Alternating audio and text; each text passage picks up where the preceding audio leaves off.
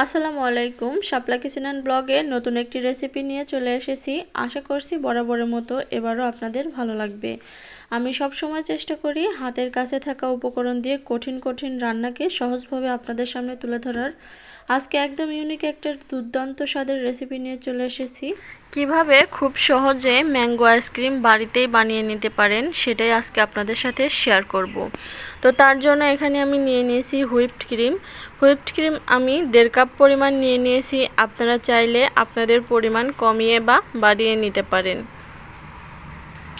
এই হুইপড ক্রিমকে আমি এখন 5 থেকে 6 মিনিটের জন্য বিট করে নেব।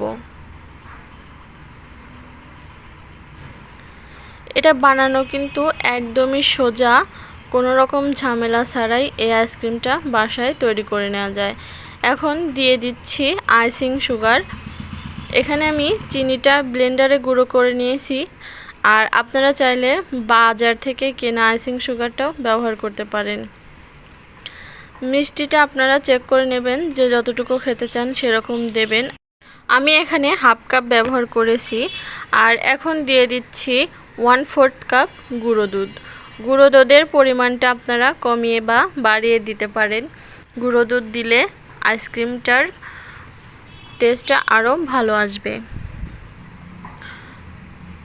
আমি এখন দিয়ে দিচ্ছি 2 কাপ পরিমাণে আমের পাল্প।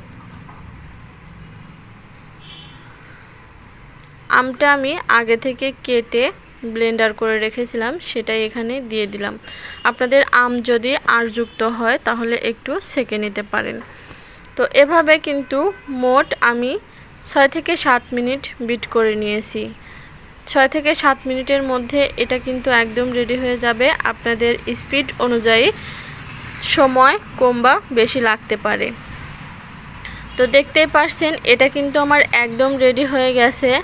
এখন এটাকে আমি ফ্রিজ আপ করে নেব। তো তার জন্য আমি যে বাটিতে আইসক্রিমটা সেট করব সেই বাটিটা নিয়ে নিয়েছি, আর এই বাটিতেই এখন আইসক্রিমটা আমি ঢেলে দিচ্ছি। আপনারা বাসায় থাকা যে কোনো বাটিতে এই আইসক্রিমটা সেট করতে পারেন। একটা স্প্যাচুলার সাহায্যে একটু সমান করে দেব। এই আইসক্রিমটা বানাতে আমি কিন্তু কোনো রকম ফুড কালার এখানে ব্যবহার করিনি। আপনারা চাইলে ফুড কালার ব্যবহার করতে পারেন। তবে আমি আজকে একেবারে স্বাস্থ্যসম্মত উপায়ে এই আইসক্রিমটা তৈরি করছি।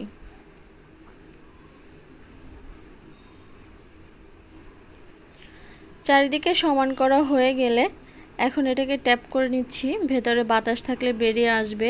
আর এখন এটা ফ্রিজে রেখেছিলাম আমি 7 থেকে 8 ঘন্টার জন্য। সারা রাত ফ্রিজে রাখার পরে সকালে আমি দেখিয়ে দিচ্ছি। তো আমি 2টা বাটিতে সেট করেছিলাম। দেখতে পারছেন আমার আইসক্রিমটা কিন্তু একদমই রেডি হয়ে গেছে। আর এটা কতটা পারফেক্টভাবে জমে গেছে আপনারা সেটা দেখে নিশ্চয়ই বুঝতে পারছেন। এখন একটু কেটে আমি দেখিয়ে দিচ্ছি। এই আইসক্রিমটা যে কতটা মজা সেটা আপনারা বাসায় ট্রাই করলেই বুঝতে পারবেন। আমার রেসিপি সম্পূর্ণ ফলো করে স্টেপ বাই স্টেপ এই আইসক্রিমটা বানিয়ে দেখুন, বাজার থেকে আর কিনে খেতে ইচ্ছে করবে না। একদমই স্বাস্থ্যকর উপায়ে ঘরোয়াভাবে এই আইসক্রিমটা তৈরি করেছি, ভীষণই মজা। এই আইসক্রিমটা একবার যদি আপনারা বাসায় তৈরি করেন তাহলে আর বাহির থেকে কিনে খেতে ইচ্ছে করবে না।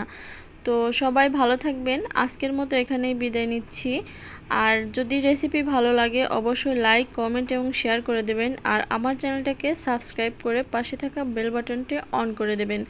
তাহলে পরবর্তীতে যে কোনো রান্নার রেসিপি আপলোড করলে নোটিফিকেশন আপনাদের কাছে পৌঁছে যাবে। সো আল্লাহ হাফেজ।